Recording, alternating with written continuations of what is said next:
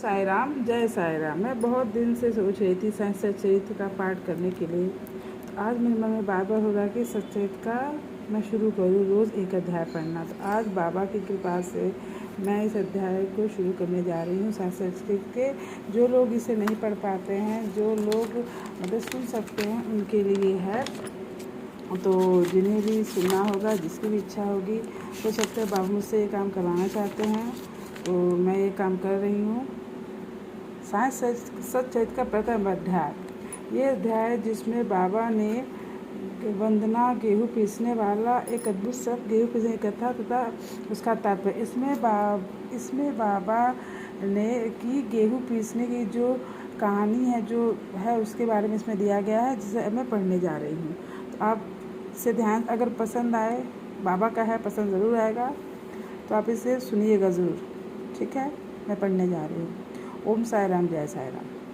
पुरातन पद्धति के अनुसार श्री हिमांशपद श्री साई सचित का आरंभ वंदना द्वारा करते हैं। प्रथम श्री गणेश को साष्टांग नमन करते हैं, जो कार्य को निमित्त समाप्त कर उसको यशस्वी बनाते और कहते हैं कि श्री साई गणपति है। फिर भगवती सरस्वती को, जिन्होंने काव्य रचने की प्रेरणा दी, और कहते हैं कि श्री साईं भगवती से भिन्न नहीं है, जो कि स्वयं ही अपना जीवन संगीत बयान कर रहे हैं।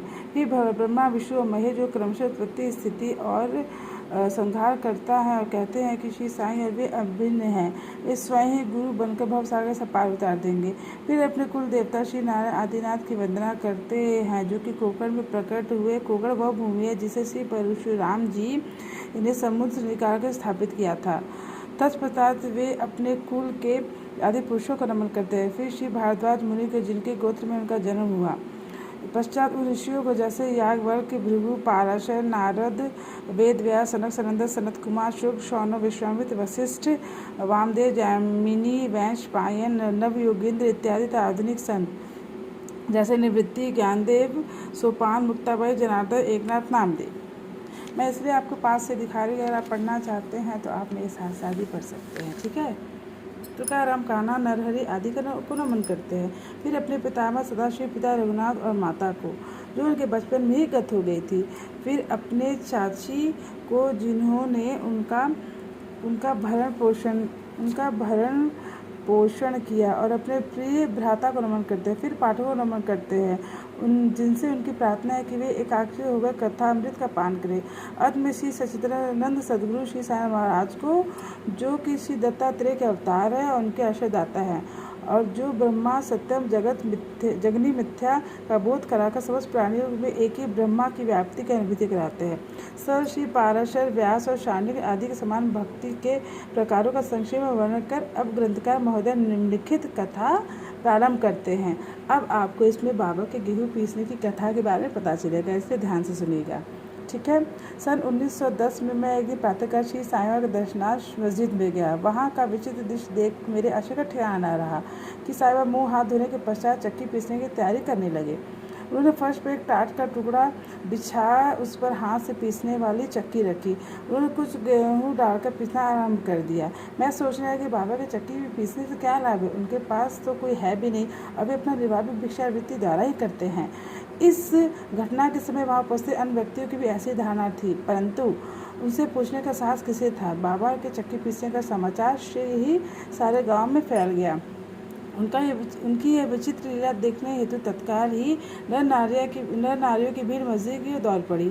उनमें से 4 निडर स्त्रियाँ भीड़ को चीरती हुई ऊपर आईं और बाबा को बलपूर्वक वहाँ से हटाकर उनके हाथ से चक्की का खूंटा छीनकर तथा उनकी लीलाओं का गान करते हुए गेहूँ पीसना प्रारंभ कर दिया। पहले तो बाबा क्रोधित हुए, परंतु फिर उनका भक्तिभाव देख फिर शांत होकर मुस्कुराने लगे। पीसते पीसते उस स्त्रियों के मन में ऐसा विचार आया कि बाबा के न तो घर द्वार है, न उनके कोई बाल बच्चे है तथा ना कोई देख रेख करने वाला ही, वे सब भिक्षावृत्ति द्वारा ही अपना निर्वाह करते हैं, अतः उन्हें भोजन आदि के लिए आटे की आवश्यकता ही क्या है।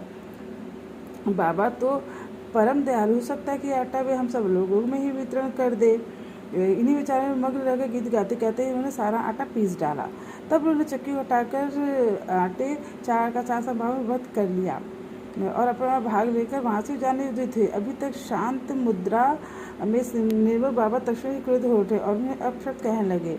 स्त्रियाँ, क्या तुम पागल हो गई हो? तुम किसके बाप का माल हड़प के ले जा रही हो? कोई कर्जदार का माल है जो इतनी आसानी से उठा कर ले जा रही हो? अच्छा, अब एक काम करो, इस आटे को ले जाकर गांव की मेड़ पर बिखेराओ। मैंने सिटीवाल से प्रश्न किया कि जो कुछ बाबू ने अभी किया है उसका यथार्थ में क्या तात्पर्य है। उन्होंने मुझे बताया कि गाँव में विशिका का जोरों से प्रकोप है और उसके निवारणार्थ ही बाबा का यह उपचार है। अभी जो कुछ आपने पीसते देखा वह गेहूँ नहीं वरन विशिका हैजा की थी जो पीसकर नष्ट कर दी गई। इस घटना के पश्चात सचमुच विशिका की संक्रमणता शांत हो गई और ग्रामवासी सुखी हो गए। यह जानकर मेरी प्रसन्नता का पारावार न रहा। मेरा कौतूहल जागृत हो गया और मैं स्वयं से प्रश्न करने लगी, आटा विशिका रोग का भौतिकता पारस्परिक क्या संबंध है? इसका सूत्र कैसे ज्ञात हो? घटना बुद्धिगम्य सी प्रतीत नहीं होती। अपने हृदय की संतुष्टि के हेतु इस मधुर लीला का मुझे 4 शब्दों में महत्व अवश्य प्रकट करना चाहिए। लीला पर चिंतन करते हुए मेरा हृदय प्रफुल्लित हो उठा और इस प्रकार बाबा का जीवन चरित्र लिखने के लिए मुझे प्रेरणा मिली। यह तो सब लोग विदित है कि यह कार्य बाबा की कृपा शुभ सेवा से सत्तापूर्वक संपन्न हो गया।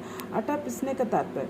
शिटीवासियों ने इस आटा पीसने की घटना का जो अर्थ लगाया वह तो प्राय ठीक ही है, परंतु इसके अतिरिक्त मेरे विचार से कोई अन्य अर्थ भी है। बाबा शिरडी में 60 वर्षों तक रहे और इस दीर्घकाल में उन्होंने आटा पीसने का प्राय प्रतिदिन किया। पीसने का प्राय गेहूँ से नहीं और अपने भक्तों के पापों, दुर्भाग्यों, मानसिक या शारीरिक तापों से था।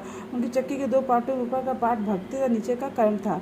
चक्की की मुठिया जिसे पकड़ कर वे पीसते थे वह था ज्ञान। बाबा का दृढ़ विश्वास था कि जब तक मनुष्य के हृदय से प्रवृत्ति आसक्ति नहीं, घृणा तथा अहंकार नष्ट नहीं हो जाते, जिनका नष्ट होना अत्यंत दुष्कर है, तब तक ज्ञान तथा आत्मवृद्धि संभव नहीं है। यह घटना कबीरदास जी की इसके तदरूप घटना की स्मृति दिलाती है। कबीरदास जी की एक स्त्री को अनाज पीसते देखकर अपने गुरु निपट रंजन से कहने लगे कि मैं इसका इसलिए रुदन कर रहा हूँ कि जिस प्रकार अनाज चक्की में पीसा जाता है उसी प्रकार मैं भी भव सागर रूपी चक्की पीसने की यात्रा का अनुभव कर रहा हूँ। उनके गुरु ने उत्तर दिया कि घबराओ नहीं, चक्की के केंद्र में जो ज्ञान रूपी दंड है उसी को दृढ़ता से पकड़ लो। जिस प्रकार तुम मुझे करते देख रहे हो उससे दूर मत जाओ, बस केंद्र की ओर ही अग्रसर होते जाओ।